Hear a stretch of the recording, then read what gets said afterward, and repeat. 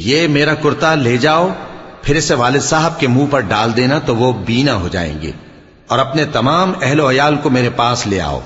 اور جب قافلہ مصر سے روانہ ہوا تو ان کے والد کہنے لگے کہ اگر مجھ کو یہ نہ کہو کہ بوڑھا بہک گیا ہے تو مجھے تو یوسف کی بو آ رہی ہے۔ وہ بولے کہ واللہ آپ اسی قدیم غلطی میں مبتلا ہیں۔ مگر جب خوشخبری دینے والا آپ پہنچا تو اس نے کرتا ان کے منہ پر ڈال دیا، سو وہ بینا ہو گئے اور بیٹوں سے کہنے لگے کیا میں نے تم سے نہیں کہا تھا کہ میں اللہ کی طرف سے وہ باتیں جانتا ہوں جو تم نہیں جانتے؟ بیٹوں نے کہا کہ ابا ہمارے لیے ہمارے گناہ کی مغفرت مانگیے، بے شک ہم خطا کار تھے۔ فرمایا میں اپنے پروردگار سے تمہارے لیے بخشش مانگوں گا، بے شک وہ بخشنے والا ہے، مہربان ہے۔ پھر جب یہ سب لوگ یوسف کے پاس پہنچے تو انہوں نے اپنے والدین کو اپنے پاس جگہ دی اور کہا مصر میں داخل ہو جائیے، اللہ نے چاہا تو امن و امان سے رہیے گا۔ اور اپنے والدین کو تخت پر بٹھایا اور سب ان کے آگے سجدے میں گر پڑے۔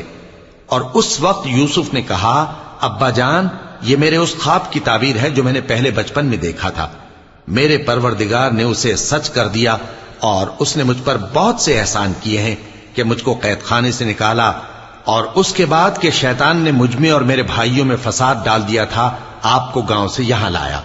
بے شک میرا پروردگار جو چاہتا ہے تدبیر سے کرتا ہے، وہ علم والا ہے، حکمت والا ہے۔ جب یہ سب باتیں ہو لیں تو یوسف نے اللہ سے دعا کی کہ اے میرے پروردگار، تو نے مجھ کو حکومت سے نوازا اور خوابوں کی تعبیر کا علم بخشا۔ اے آسمانوں اور زمین کے پیدا کرنے والے، تو ہی دنیا اور آخرت میں میرا کارساز ہے، تو مجھے دنیا سے اپنی اطاعت کی حالت میں اٹھائیو اور آخرت میں اپنے نیک بندوں میں داخل کیجو۔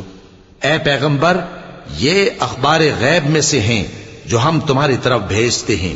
اور جب برادران یوسف نے اپنی بات پر اتفاق کیا تھا اور وہ فریب کر رہے تھے تو تم ان کے پاس تو نہ تھے، اور بہت سے آدمی گو تم کتنی خواہش کرو ایمان لانے والے نہیں ہیں، اور تم ان سے اس خیر خواہی کا کچھ صلہ بھی تو نہیں مانگتے۔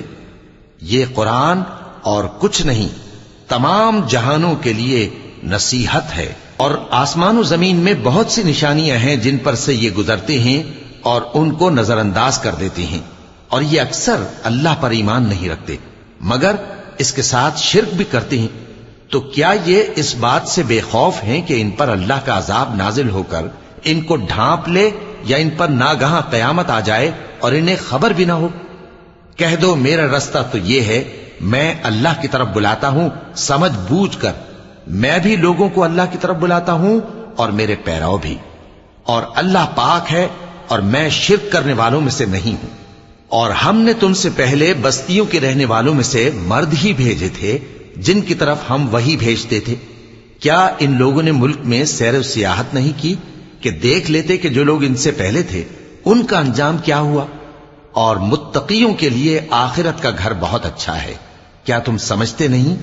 یہاں تک کہ جب پیغمبر نا امید ہو گئے اور انہوں نے خیال کیا کہ اپنی نصرت کے بارے میں جو بات انہوں نے کہی تھی اس میں وہ سچے نہ نکلے، تو ان کے پاس ہماری مدد آ پہنچی، پھر جسے ہم نے چاہا بچا دیا، اور ہمارا عذاب اتر کر گناہگار لوگوں سے پھیرا نہیں کرتا۔ ان کے قصے میں عقل مندوں کے لیے عبرت ہے۔ یہ قرآن ایسی بات نہیں ہے جو اپنے دل سے بنائی گئی ہو، بلکہ جو کتابیں اس سے پہلے نازل ہوئی ہیں ان کی تصدیق کرنے والا ہے اور ہر چیز کی تفصیل کرنے والا، اور مومنوں کے لیے ہدایت اور رحمت ہے۔